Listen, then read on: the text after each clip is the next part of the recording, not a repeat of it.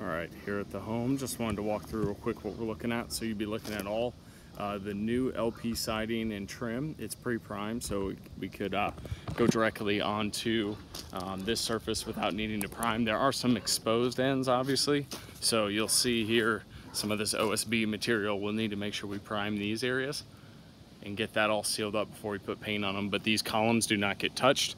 The underneath ceiling of any porch that's enclosed is going to be, they're going to put paneling over it.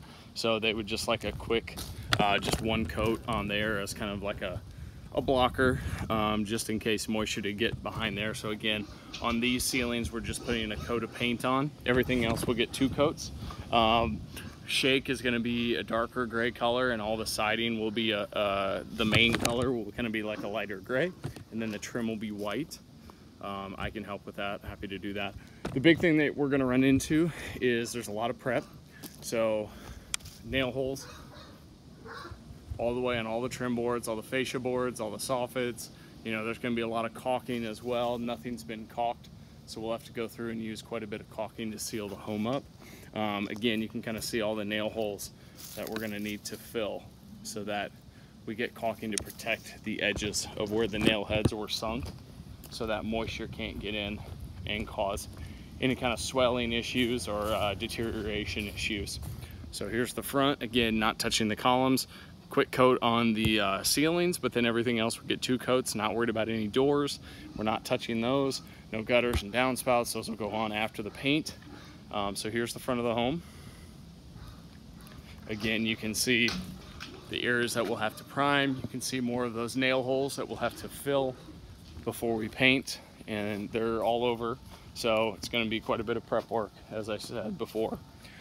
Here's the right side of the home. Got a dormer up top, and then you've got more siding and trim around here. So same thing.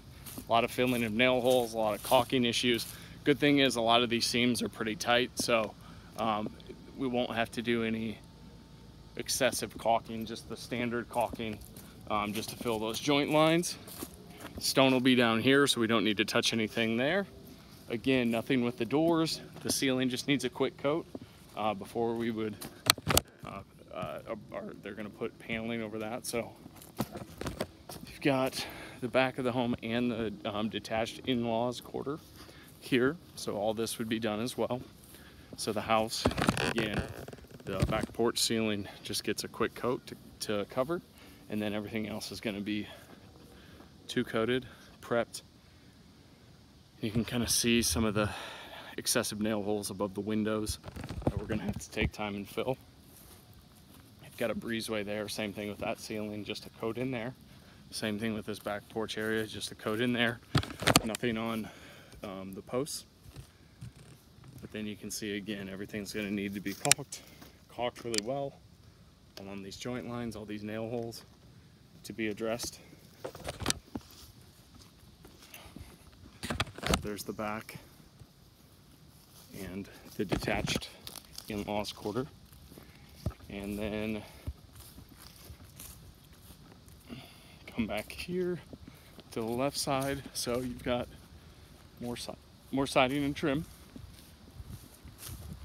And then you've got this home right here, or the actual home dormers.